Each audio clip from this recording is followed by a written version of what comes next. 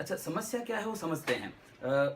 एक काम करते हैं हम, कल के अखबार में एक एडवर्टाइजमेंट देते हैं और फुल पेज ऐड देंगे, फ्रंट पेज, कि हम एक फिल्म बना रहे हैं और उसके लिए हमें नए लड़के लड़कियों की जरूरत है। क्या लगता है आपको, क्या रिस्पॉन्स आएगा, है ना? और शहर के सबसे बड़े होटल में उसका ऑडिशन रखते हैं। आप देखेंगे कि बहुत सारे लोग आएंगे, अपना कॉलेज छोड़कर, अपना स्कूल छोड़कर, अपना ऑफिस छोड़कर, और लाइन लग जाएगी। वहां आने के बाद हम उन लोगों को कहेंगे कि एक काम करें, इस ऑडिशन के लिए एक फॉर्म भरना पड़ेगा और उसके लिए 1000 रुपया फीस लगेगी। लोग वो भी भरेंगे, है ना?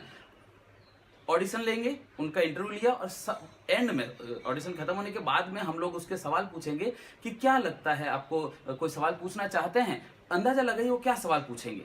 उनका पहला सवाल होगा, मेरा रोल क्या है? क्योंकि जब वो बाहर खड़े थे ना, तब से उनके दिमाग में यही चल रहा था कि मेरा रोल क्या होगा, मुझे कौन सा रोल मिलेगा, है कि नहीं? अभी आप समझिए कि 2 से ढाई घंटे की फिल्म होती है नॉर्मली आजकल एक। उस फिल्म में अगर हमने उसको हीरो या हीरोइन भी बना दिया तो भी उसके ऊपर कितने घंटे कैमरा रहेगा? हीरो हीरोइन बना दे तो भी लगभग 1 घंटे, 1.5 घंटे, 2 घंटे, 2 घंटे तो नहीं रहने वाला है उसमें। अब सोचिए कि 2 घंटे की फिल्म में 1 सवा घंटे उसके ऊपर कैमरा रहने वाला है, और फिर भी उसका पहला सवाल होता है कि मेरा रोल क्या है। लेकिन जिस रोल में उसको पूरी जिंदगी गुजारनी है, पति का रोल, पत्नी का रोल, उसके बारे में एक शब्द भी बात नहीं होती है। ये समझने वाली बात है। ऐसा क्यों होता है? तो फिर ये रोल करते कैसे हैं? अब नाउ जस्ट इसको समझते हैं एक दूसरे एंगल से। सपोज हमने उसको हायर कर लिया, चलो ठीक है, हम आपको हीरो का रोल देंगे, और शूटिंग का टाइम हो गया, साउंड है, लाइट है, कैमरा है, एक्शन डायरेक्टर ने बोल दिया, और अब उसको चलो रोल करो। क्या रोल करेगा? उसको कुछ बताया तो नहीं कि क्या करना क्या है। एग्जैक्टली यही सिचुएशन पर्सनल लाइफ में होती है, मैरिड लाइफ में होती है। उसको कुछ भी नहीं बताया जाता है, ना उसने कुछ जानने की कोशिश की होती है। हम पंडित जी बुलाते हैं, मुहूर्त निकालते हैं, शादी वादी कर देते हैं, और फिर बोलते हैं चलो तुम्हारी लाइफ शुरू हो गई। कुछ पता ही नहीं उसको। और होता शुरुआत में पता नहीं चलता, क्योंकि वो हैंगओवर होता है। शुरुआत में ना हैंगओवर होता है। इस हैंगओवर को निकलते निकलते 1.5 से 2 साल लग जाते हैं। जब उसको रियलिटीज पता चलती है लाइफ की, तब वहां से प्रॉब्लम शुरू होती है। आप देखेंगे जितने भी मैरिड लाइफ के इश्यूज हैं, नई खास तौर से जो डिवोर्स के केसेस बढ़ते जा रहे हैं, उनमें समस्या शुरू होती है 2 साल खत्म होने के बाद, और तीसरा साल जब शुरू होता है तब। इस दौरान जब उनका ये हैंगओवर उतर चुका होता है, जब उन्हें रियलिटीज पता चलती है लाइफ की, तब वो ये समझने की कोशिश करते हैं कि इसमें मेरी लाइफ क्या है, ये कोई मेरा काम है क्या? पति सोचता है कि ये कोई मेरा काम है क्या? अभी रोज शाम को 7 बजते ही आप फोन करके पूछने लग जाते हैं, कब आ रहे हो, कब आ रहे हो, ये लेते आना, वो लेते आना। पत्नी को लगता है कि मेरी कोई लाइफ है क्या? खाना बनाओ, कपड़े दो, घर का ध्यान रखो, ये और वहां से आइडेंटिटी क्राइसिस का दौर शुरू होता है। अगर शादी से पहले इन सब चीजों की क्लैरिटी नहीं की जाती है, तो कोई आश्चर्य नहीं है कि डिवोर्स बढ़ते जा रहे हैं। इसके लिए प्री मैरिज काउंसलिंग बहुत जरूरी है। शादी से पहले काउंसलिंग लेना बहुत जरूरी है।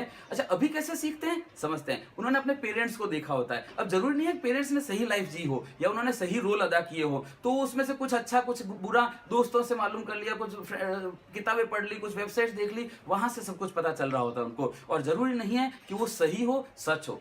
और इसीलिए मैं हमेशा कहता हूं, मुझसे सीख लीजिए, सस्ते में निपट जाएंगे। वक्त सिखाएगा, बहुत महंगा पड़ेगा। इसके लिए हम क्या करेंगे, एक सेमिनार करते हैं, एक वर्कशॉप करते हैं, एक सेशन रखते हैं, आप लोगों को इकट्ठा करते हैं, और वहां पर आकर मैं उन्हें वो बेसिक फंडामेंटल चीजें बताता हूं जो शादी से पहले जान लेना जरूरी है। ठीक है? रिश्तों के बारे में, रिलेशनशिप्स के बारे में, शादी के इमीडिएट बाद क्या क्या चैलेंजेस आने की संभावना है, उनके बारे में कुछ बातें करेंगे। शादी से पहले जब आप लड़का लड़की मिलते हैं तो क्या बात की जानी चाहिए, उस विषय पर हम बात करेंगे। लगभग 2 से 3 घंटे का एक सेमिनार रखते हैं, उसमें मैं सारी बातें बताऊंगा। जरूरी नहीं है कि इसमें वही लोग आए जिनकी शादी होने वाली है, जिनकी हो चुकी है उन लोगों को भी हम बुलाएंगे, ताकि वो नए सिरे से अपने रिलेशनशिप को डिस्कवर कर सके। दूसरे एंगल से समझते इसको। आप गौर करेंगे, अगर आपके घर में शादी हुई है या होने वाली है, तो जो लड़का और लड़की होते हैं वो पूरे की पूरी एनर्जी लगा देते हैं किस चीज के ऊपर, अपनी लाइफ की उन दिनों की, कि मैचिंग का शर्ट है या नहीं है, या मैचिंग की नेल पॉलिश है या नहीं है मेरी ड्रेस के। हम जब रिसेप्शन होगा तो लड़का क्या पहनेगी, लड़की क्या पहनेगी, और इसकी मैचिंग वो करते रहते हैं, है ना? मिलकर आजकल तो शॉपिंग साथ में करने लग गए हैं।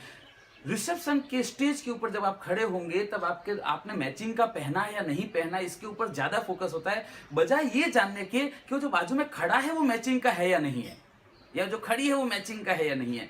ये जान लेना बहुत जरूरी है, शादी से पहले या शादी के बाद, कि मैचिंग कैसे बनाई जाती है, वैचारिक दृष्टि से, सामाजिक दृष्टि से, आर्थिक दृष्टि से, स्पिरिचुअल लेवल पर, सोशल लेवल पर, और अगर नहीं है तो उसको किस तरह से एडजस्ट करके चला जाता है ना? आप देखेंगे ये जो पूरा इवेंट होता है शादी का, ये कितने घंटे का होता है?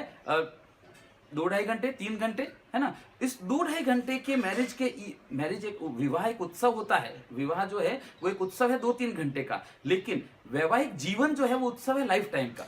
अब आप इस 2-3 घंटे के लिए 6 महीने साल भर पहले से तैयारी शुरू कर देते हैं, लेकिन वो जो वैवाहिक जीवन है, जब लड़का लड़की घर के अंदर एंटर होंगे और वो राइट पांव पहले रखेंगे, उसके बाद उस समय तो याद दिलाते हैं सब लोग कि राइट पांव पहले रखिए, लेकिन बाद में क्या हर चीज हर बार को याद दिलाने के लिए होता है कि सही कदम कौन सा है, राइट स्टेप कौन सा उठाना है जब कभी भी चैलेंजेस आएंगे तो ये सारी बातें हम इस सेमिनार में करेंगे कि किस तरह से उस 2 घंटे के बाद के इवेंट के बाद जब आप घर में एंटर होते हैं और राइट पांव पहले रखते हैं, उसके बाद भी आने वाले जीवन में जो भी घटनाएं होने वाले हैं, जो भी इवेंट होने वाले हैं, जो भी स्थितियां क्रिएट होने वाली है, उसमें भी सही कदम कैसे उठाया जाए, हम इस विषय पर भी चर्चा करेंगे।